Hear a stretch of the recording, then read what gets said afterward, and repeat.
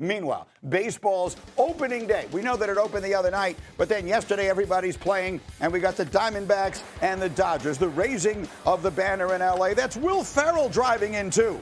Miguel Rojas and Freddie Freeman with the World Series trophies. And then the quest for the three-peat begins. Bottom of 5, Andy Paez with runners at first and second, and he's going to take a visit to deep left field. Paez gives the Dodgers a 3-2 lead. We move it forward to the bottom of the 7th. Dodgers up 4-2. Shohei Ohtani on base. Kyle Tucker at the plate. His first game as a Dodger, and here's his first base hit as a Dodger. It's an RBI double as Ohtani was moving, and he'll score all the way from first. Dodgers take a 5-2 lead.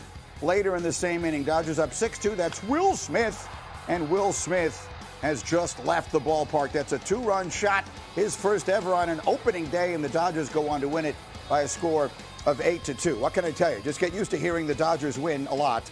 They are heavy favorites to win the World Series at plus 230, according to DraftKings Sportsbook, as they try to become the first team to three-peat since the Yankees did it at the very end of the 90s. And so let us bring Robert Stanberry only III into the conversation. You know him as Buster. So the Dodgers enter this season, we just mentioned, they are prohibitive favorites to win the World Series. Buster, why are you taking them and giving me the field? Yeah, Greeny, I think you're just trying to be interesting if you take any team other than the Dodgers because they're that good.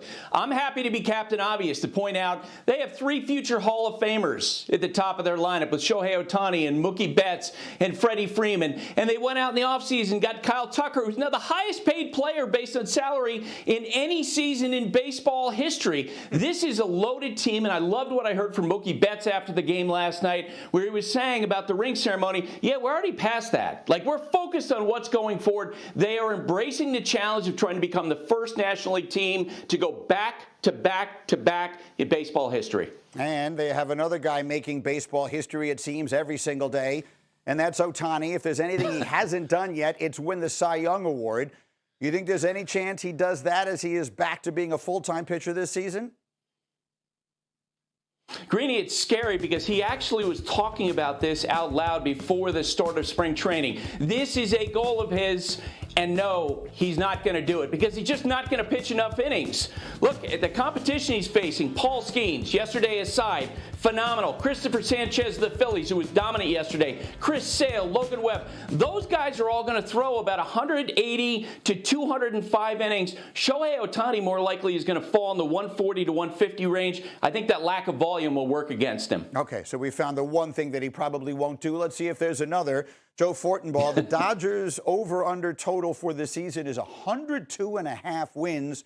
What does the smart money say? The Dodgers can win the World Series like Buster likes without winning 103 games. I would play the under here. I know it sounds crazy, but what do the Dodgers need to do during the regular season to really impress anybody or to jockey for position? They just need to make the playoffs. Last year, they won 93 games. Year before that, they won 98 games. Year before that, I believe they won 100 games. Think of the Golden State Warriors during their dynasty run. You had high 60s, you had 73, and then eventually it started dropping off. It's about pacing yourself out. I don't see them winning 103 because I don't see them putting the throttle down to try to win 103. 103 is a lot of games, a lot of wins. But I guess they're that good. From an older star to a young superstar, Paul Skenes, the Pirates pitching sensation, making his first start of the season yesterday against the Mets, and it was a disaster. There he was in the first inning, walking the leadoff man, Francisco Lindor, and the next batter is Juan Soto, and that is going to drop in for a base hit. So the first 2 runners reach for the Mets. Lindor would wind up scoring on a sac fly. A few batters later, there's 2 on, there's 1 out. This is Luis Robert Jr. on a full count. He walks, so the bases are loaded, and that brings up Brett Beatty. And this is where things go completely wrong. And by that, I mean O'Neal Cruz is running in the wrong direction when this play begins. He takes a few steps in, then takes a few steps out. In all, it's a triple, and the Mets have scored 4 runs, and they're not done yet. This is the very next pitch that Skenes would throw. It's to Marcus Semien. This is Cruz again. He might want to have considered sunglasses for this game. One way or another, a disaster in center field. Mets go up 5-2. They rule that a double because I don't know why. But 2 batters later, it's Skenes. He's facing his 9th batter of the inning. It's Francisco Alvarez. He hits him, and that's it for Skenes. So he goes 2/3 of an inning, 4 hits, 5 earned runs, 2 walks, shortest start of his career, and the Mets go on to win it 11-7. It is rare for this 23-year-old stud to be on the wrong side of history, but it was that kind of day. 2/3 of an inning, the shortest opening day start ever by a reigning Cy Young winner. 5 earned runs, the most by a defending Cy Young winner in the first inning of an opener ever. So that was a disaster. I'll bring Buster Olney back into the conversation. I'll remind you, he grew up on a dairy farm in Vermont. So we will do a little game of Bet the Family Farm. Would you, Buster, bet the family farm that yesterday will be Paul Skenes' worst outing of the season? Absolutely, Greeny. Yesterday was the outlier. His stuff was actually pretty good, but he didn't have command of everything. And look, Oneil Cruz sabotaged that inning, extended it. That's why he had to come out before the end of the first. And yes, somebody buy Oneil Cruz a pair of sunglasses. I mean, can we get like a, I don't know, some sort of a sponsorship here? Oliver Peoples? I mean, where are you guys? Get that man some shades. All right, let's keep going. Buster, would you bet the family farm that Tarek Skubal has now made his last opening day start as a Detroit Tiger? Yes, absolutely. Look, when he becomes a free agent in the fall, he's going to command offers up to about $400 million. He's represented by Scott Boras. The Tigers have had some talks with Skubal in the past. They haven't gotten close. And Tarek Skubal right now is in the conversation for the best pitcher on the planet. You know the Mets are watching. Okay, and speaking of great pitchers, you told us earlier you don't expect Shohei Ohtani to win the Cy Young. But would you bet the family farm he wins his 5th MVP? Greeny, this might be the easiest one of all. Look, this will be the first time he'll go into a season pitching at full speed, ready to go. We saw it the other night in an exhibition game. He struck out 11 guys in 4 innings, and on top of the pitching he's going to provide, 25 starts, he's also probably going to hit 50 homers, steal 50 bases. He's the greatest player that we have ever seen, and yes, he'll win another MVP. Okay, I'm with you completely on that. So that's the chalk in the National League. Finish it up. Who's the American League MVP going to be?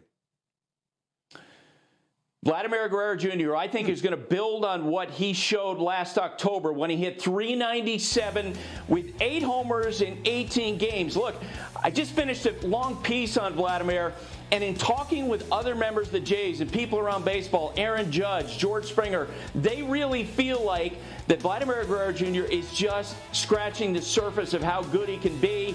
We saw in the WBC he batted .444. He has this incredible ability to hit great pitching. We're going to see it all season, Greeny. He's going to win the MVP. Buster Olney. And remember, ESPN is now your home for MLB.tv. You can stream every out-of-market game live or on demand using the ESPN app. Blackout and other restrictions apply. For more information, go to ESPN.com/MLB TV. But I want to show you something that happened yesterday. So Yordan Alvarez, this one is deep, and as they say, I don't think it's playable. It's going to be ruled foul, but I want you to see what happened. The ball is hit so high that it's actually going to hit up in the rafters and then bounce into foul territory. Do we have hey, Hembo, is there a ruling on this here? It's the rare roof ricochet robbery. Boy, that's really good alliteration by whoever put that bar together. Again, Yordan Alvarez, that ball is hit high and it bounces off the rafters into foul territory. We need a rule for that, which brings us to get up and gone, because that one did exactly that. It got up and then it was gone. Let's go through all the baseball from yesterday's sort of full-scale opening day. Kyle Schwarber starting the season right where he left off last year. 2-run home run in the very first inning. It was his 2nd straight opening day game with a home run, 4th of his career. Phillies would pick up a win over the Rangers by a final score of 5-3. In the American League, Mike Trout starts the season hot, launching a home run in his first official at-bat for the 4th time in his career, tying Ken Griffey Jr. and Frank Robinson for the most by any player since the 60s. Angels also got the win, shutting out the Astros 3-0. And as for the reigning champs, Andy Pages got the party started for the Dodgers. A 3-run home run in the bottom of the 5th. LA would score 8 unanswered, winning their 5th straight opening day game, tying the Yankees for the longest active streak in Major League Baseball. And the Dodgers, to say the least, are the favorites to win the World Series. Plus 230 at DraftKings. They're looking to become the first team to three-peat since the Yankees did it in the late 90s. We've had Buster Olney with us all morning long, along with our betting expert, Joe Fortenbaugh. So, Buster, let's dive right into it there. If I asked you right now, the Dodgers or the field, you could have the Dodgers or you could have every other team in baseball. Are you taking the Dodgers?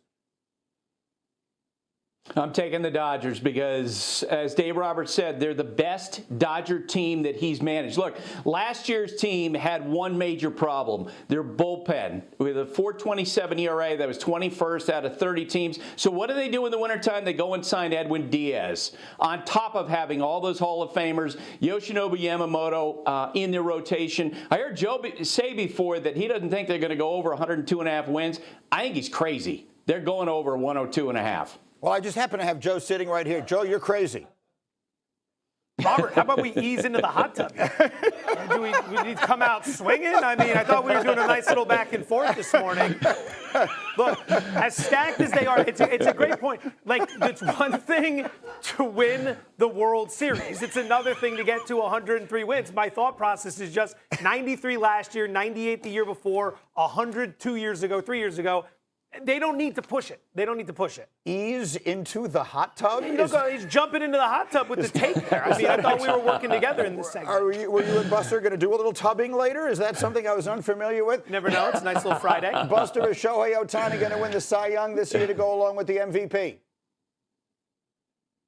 No, he's not going to. And look, I think we've learned you got to take everything he says seriously, and he's talking about trying to win the Cy Young Award this year. Here's the bottom line. He doesn't make enough starts and build enough innings, I think, where he's going to compete with a Paul Skenes or with Christopher Sanchez of the Philadelphia Phillies. There are too many good starters in the National League who generate too much volume.